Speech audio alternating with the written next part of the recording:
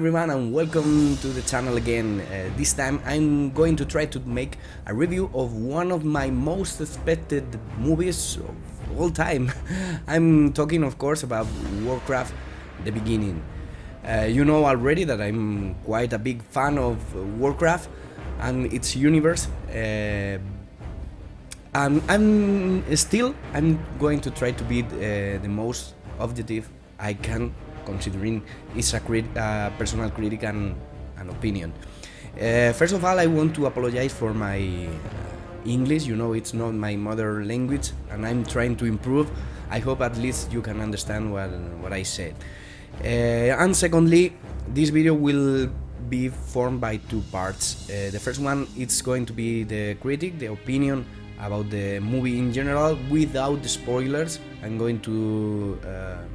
not going to reveal anything from the plot of the movie. And the second part, I'm going to stop, give you time, and start analyzing with spoilers. We are going to take a deep into the script, into the plot of the movie. So anyway, I hope you like it, and I hope you share your thoughts with me in the comments below. First of all, the critics, once it's been launched in several countries, have been devastating. They are really bad about the movie. They said it's crap, that it didn't accomplish the promise to broke that curse about video game adaptations. Right, in my opinion, it not only breaks, it sets where do the next movies had to start to do that kind of adaptations. I think it's a movie that would everyone who loves fantasy will love, and no matter if they are Warcraft players or not. The people who plays will lack some information that should be introduced in the movie, but I don't think so. I mean, if you are not familiar with the origin of magic in Warcraft, of real magic in Warcraft and such,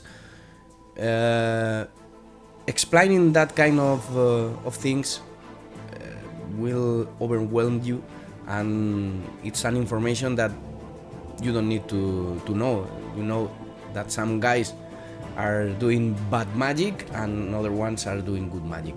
That's all you need to know, in my opinion. You don't need to know anything about the origin, the source of that kind of magic. So in that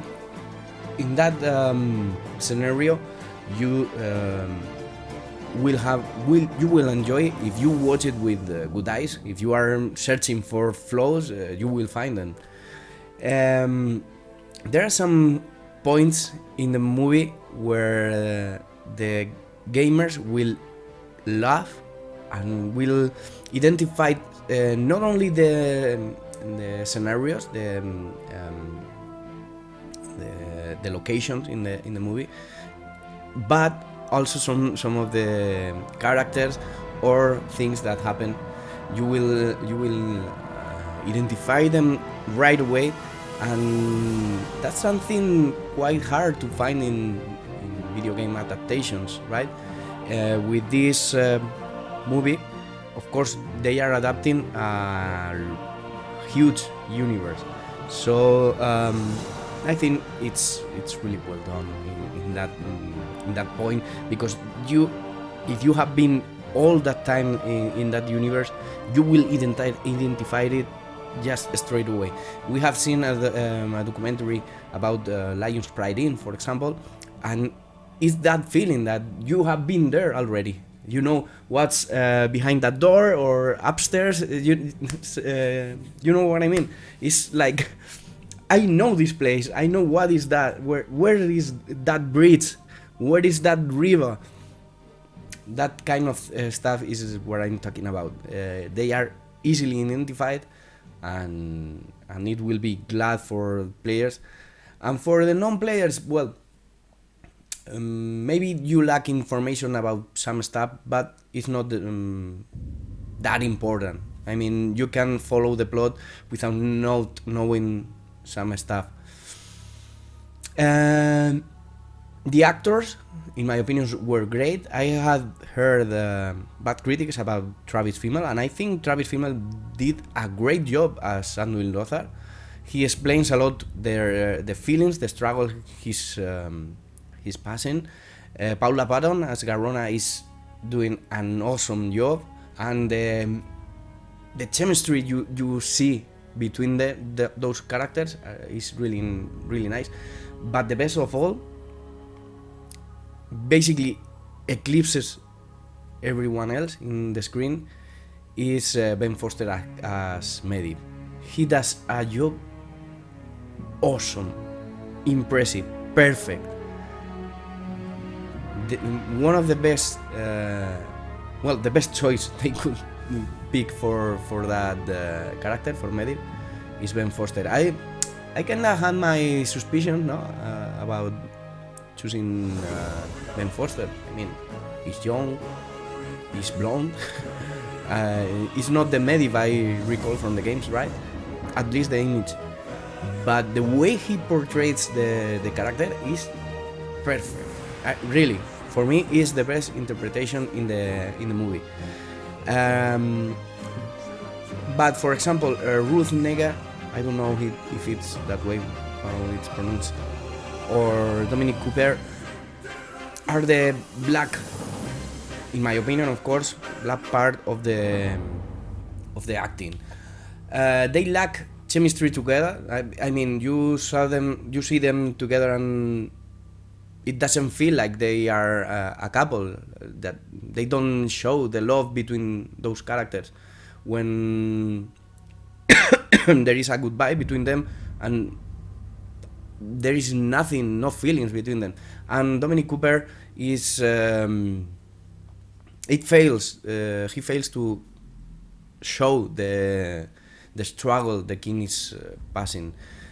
The epic moments where he could have shone with, I mean, there are some epic moments that lose that epicness because of Dominic Cooper not doing well the acting for that character, in my opinion, of course. But well, it's not bad, still watchable. And I haven't talked still about one of the most impressive works of the movie, and it's of course the digital work, the CGI. It's so impressive that breathtaking, really. You don't feel in any moment that it's not a real thing. In fact, most of movies you watch them and you say, it's made with computer, it's digital work. In this one, when it starts with the first close look to Durotan, you forget about a character created by computer.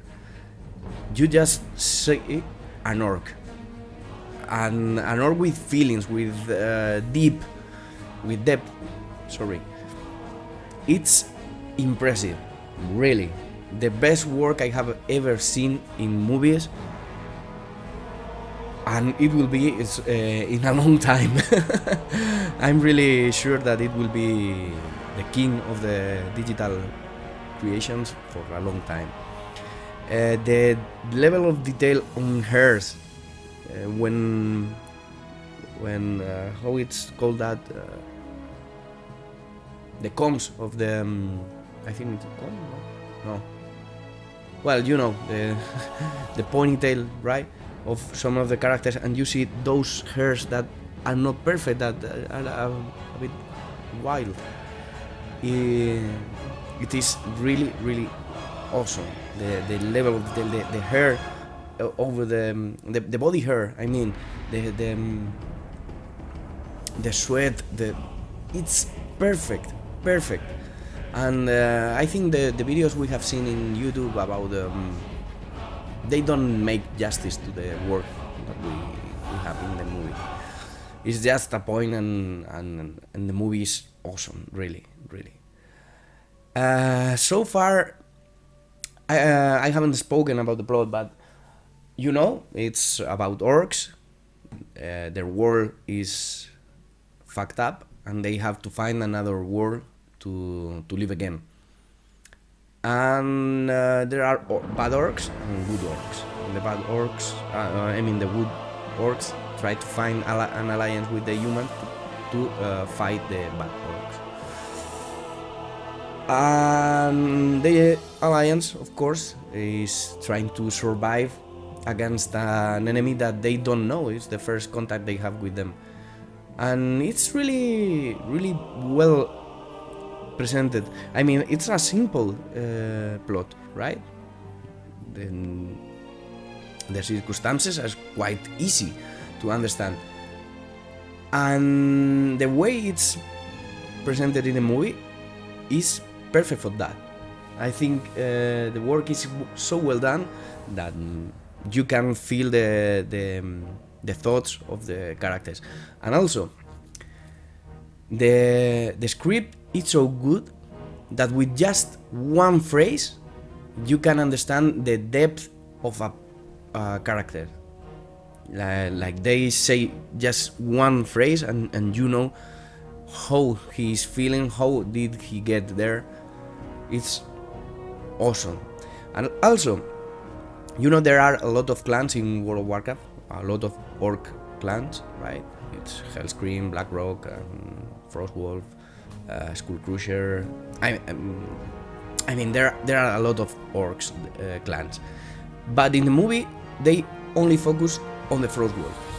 You see the leaders of the other clans. If you are a player, you will identify some of the leaders there, but they don't speak about those clans. They only focus on the Frostwolves, and I think it's really nice to do that, because the person who is viewing the film that it's not familiar with the game, they don't need to know the names of all the other clans that take part there. I think it's not important. Of course, there are parts that differ from the original movie, but I will talk about them later on the spoilers part. Okay. Regarding the script, I think it's very well done. They don't explain some things that, as I said, the players know already, and the non-players don't need to know. And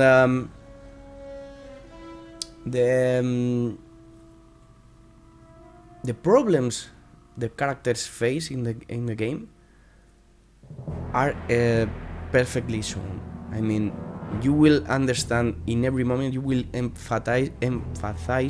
I think it's called. Sorry, with the characters in the movie, because there are stories so typical. I mean, you can identify straight away with the thoughts and feelings of the characters, because you can imagine in those situations. I mean, really good work with that. What else I wanted to do? We talked about the cast. We could talk about the CGI, the script, the actors I said. Okay, the only thing I'm left to say about this Critic is that it's a movie for fantasy lovers. I mean, if you don't like fantasy, if you don't like magic or whatever, you won't like this movie. If you are expecting a Lord of the Rings, maybe it will disappoint you, because it's a different universe. It's not. You can't compare it with Game of Thrones or Lord of the Rings, because they came from different universes, and it's very, very, very different. But still, the readers of the books from Game of Thrones, for example, can dislike the TV show, because they are different. It's another adaptation. This adaptation, it goes in the same way. We could compare the adaptation from Game of Thrones books to the TV show. We can compare it with the adaptation from the Warcraft game or Warcraft universe to the movie. There are some differences, but it's more cinematographic. For example, the events that take place in the movie, that are narrated in the movie, in the books and the lore, they take part, I think it's 10 years or so it takes to happen. In the game it feels like, I don't know, a month, maybe 2 weeks. So it's much faster, more cinematographic in general. Those are the kind of examples I want to put for you to understand the way this adaptation works respect the game. So of course there will be differences, but no so substantial to make a bad movie. I think it's a very good one, and you have to go along with those permissions they take to get along with that. So as I said, if you like fantasy movies and you know what you are going to see, because it's a fantasy movie with a lot of magic, a lot of color, with battles, with a lot of talking also. I have heard critics about that they talk too much, but of course they talk too much. They must explain the argument, right? You can't do a battleground, a movie about a battleground, and have all the movie a battle against Alliance and Horde, or humans against Horde. So no, I think it's good like it is, and you have to go to watch it with good eyes, not trying to find flaws, because if you are trying to find flaws, you will find them and you won't enjoy the movie. I think it's a good adaptation, and everyone, players and non-players, will be able to enjoy it. The players will enjoy it more, of course, because of those points and reference from the game. Anyway, until here, it's the video without the spoilers. I hope you liked it, and if you don't want to get spoilers, don't continue watching it, because from now on I'm going to comment some things that contains spoilers. So okay, so if you don't want the spoilers, you can go away. I'm going to wait. Close the video if you don't want the spoilers. Spoilers comments in here, right? Spoilers! Spoiler alert from here. From now on, I'm going to say spoilers. Don't watch from here if you don't want to have spoilers. Ready? Really? Okay, if you are watching this, it's because you don't mind the spoilers, right?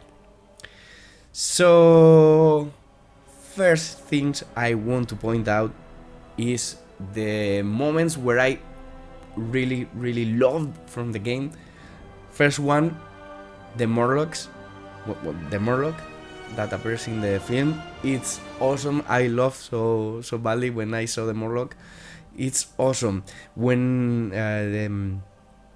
the mountains were iron forges, for me it was awesome. We have seen something of that in one of the trailers, but watching it on the big screen, awesome. There is also a polymorph, a sheep, and it's awesome how it's presented, and it comments about the spell itself. It says it lasts 1 minute. I mean, it's really, really, really good to watch that kind of things in the movie. What I said previously about the orc leaders, we can see Grom Hellscream, we can see Kargat Blade Fist, and it's, it's him, and as soon as you watch him, you say, "Damn, it's Calgar," and that one is Grom. It's awesome. They don't name them. They don't present their clans or whatever. No, but you, player, you know them. So I think it's really very good for us players to get that kind of things. You can see bridges, zones, locations when you can see this is the bridge from Elwyn Forest to Westfall, or this is the river that is between Elwyn Forest and Dusgood, or this is the land where that leads to Red Ridge Mountains. There are a moment when the orcs start invading, doing their invasion. Sorry. Where you can see the bridge from Red Ridge Mountains, the tower that it's later on will be conquered by the Black Rock clan. So it's that kind of things are perfect for you to understand that kind of things. You see the origin of Deathwind Pass, why it's so, how it's said, lifeless, right? Because it had life before. And you see Black Morass, you see the Swamp of Sorrows. There are some things that you identify straight away, and it's, for me, it's awesome to see that kind of things, and how Black Morass turns into the Blaisdell lands later on. Is really nice. Well, you don't see how do they turn, but you have an idea about it, and I say it's, for me, it was awesome. And for non-players, it will be awesome to see some struggles that I talked about before. For example, Durotan being a father, you feel the concern about him and his son. The relationship between Draka and Durotan is awesome. It's really well presented to the viewer. You understand them. You understand the link between them, and it's perfect. For me, the best couple in the movie. In fact, you see their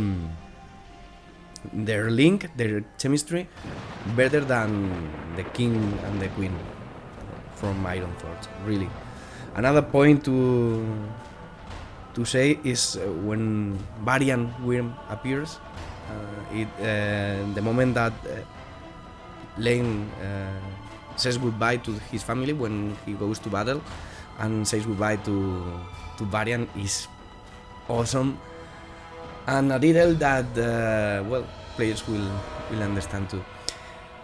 Also, as I said, for example, there is a moment when Lothar loses his son, that you can see the pain in his look. It's awesome. And in a moment, Garona wants to apologize for him, and he says a phrase saying something like, my wife died when she gave birth to my son, and I blamed my son for a long time. I'm not going to blame you from this. With only that phrase, you understand so much about the character that, I don't know, you empathize straight away with him. You know his story with only one phrase. I mean, you know what matters from that character. So, perfect for me. What else I wanted to say? A lot of things more about this. Well, of course, there are a lot of things that do not feel with the lore we know already, right? For example, Khadgar finds a scroll that says "Look for Alodi," I think it's called. But who we find in this cage where the guardian is is not Alodi. Alodi was the first guardian. Not the previous one to Medivh. Who we find here is Ewin, Medivh's mother. At least is what I think. I don't think it's Alodi. I think it's Ewin, because it's a woman. Alodi was an blood elf, a high elf, male. So that's my opinion. And also there are parts where Medivh talks to Garona. Garona explained already her story in Draenor, but we don't know that she, for example, is Gul'dan's pet, right? But she's free in this world, and when she talks to Medivh, another thing, in the books, it is Garona and Medivh who have an affair, not with Lothar. But I think it's well said in the movie, because I was afraid about that love relation between Garona and Lothar.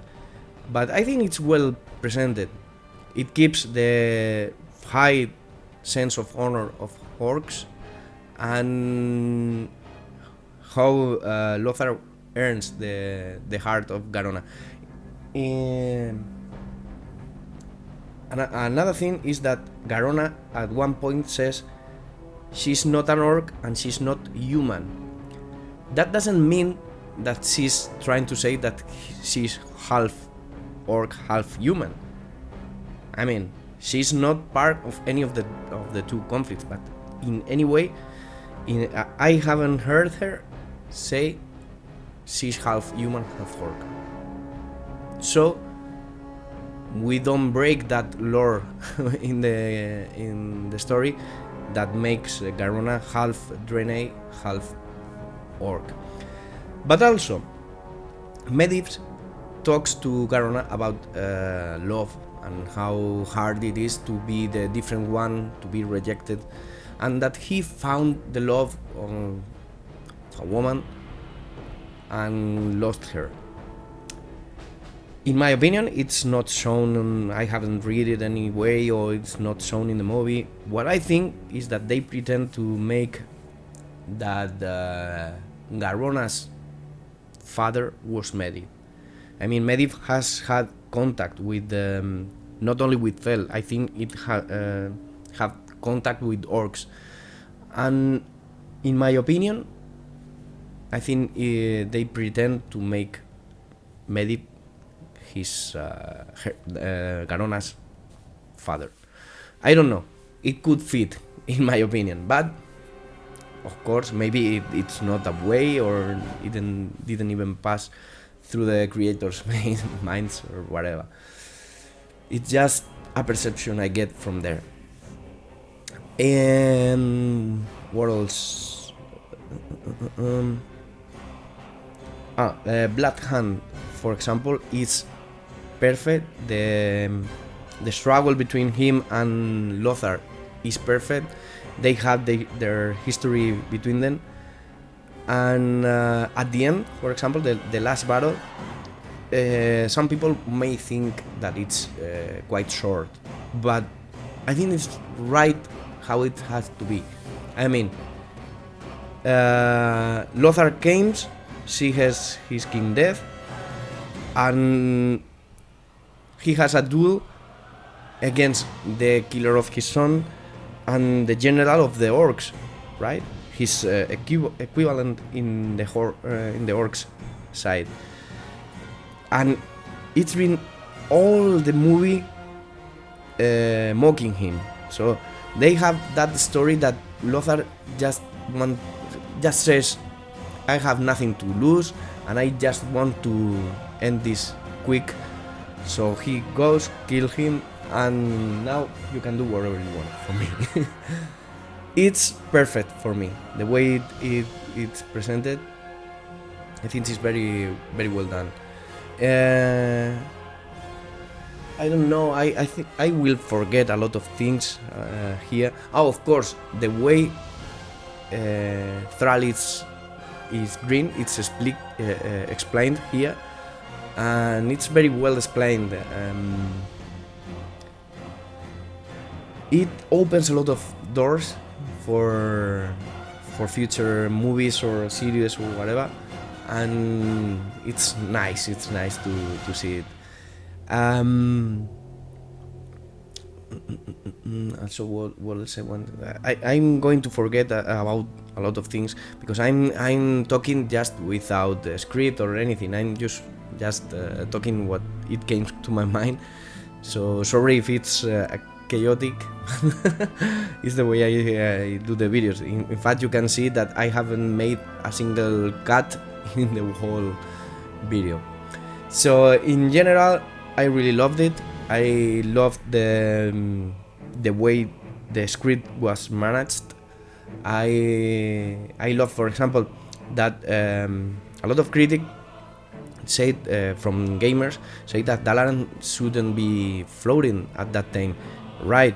But maybe it wasn't floating at the time we saw it because they didn't thought about it, and it would be more spectacular to watch it flying, right?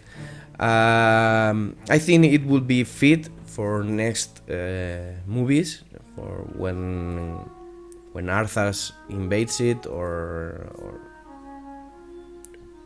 Archimonde, they do in the movies. I think it will be fit, and that it won't be any problem. I mean, is what I mean with this, that we can do it from different angles and work it. By the way, when the Griffons land on the Griffon roost in Stormwind, is awesome. You identify it straight away. The music, by the way, is perfect from Rami Tribe. I don't Wahhabi or whatever it is pronounced. And when you enter Stormwind for the first time, you hear that specific music. You identify it straight away with Stormwind, so it's perfect. At the end, I just want to say that I would recommend it. Of course, if you like fantasy movies. If you don't like them, don't go, because it's a waste. That it keeps the essence of the game, but it make it easy to the non-familiar with the game viewer. The people, it was hard for this movie to succeed, because it's hard to make the gamers love it, because they have a long history with the game, and it's hard to content also the non-gamers, because it's so deep and has so information that can overwhelm them.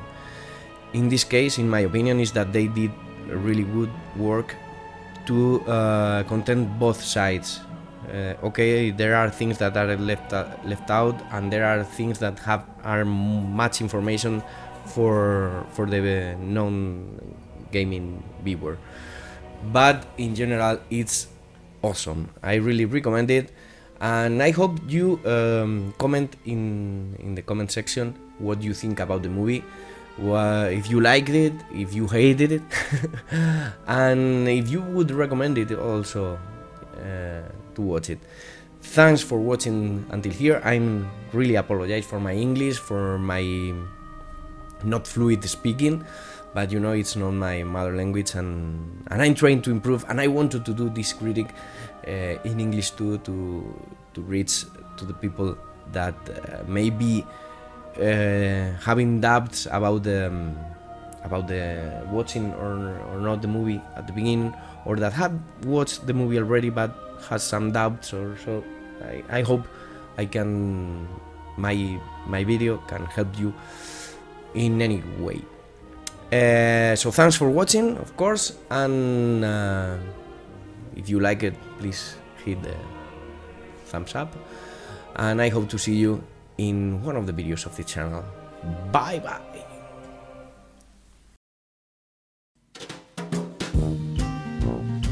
Hey, did you like the video? Do you want more of those? Let me know in the comments. And feel free to subscribe if you want to be notified when a new video comes to the channel. It's quite easy to subscribe, really. You just hit the button that says subscribe. Yep, that easy. And it's free. And also it makes me happy, of course, because I see numbers growing and I think I'm important. Yep. Okay, I'll wait till you subscribe. I have all day, so... Did you hit it already? Well, if you hit it, it's okay, you can go. But if you haven't, I really hope you do. You just go, hit subscribe, and that's all. Everyone happy here.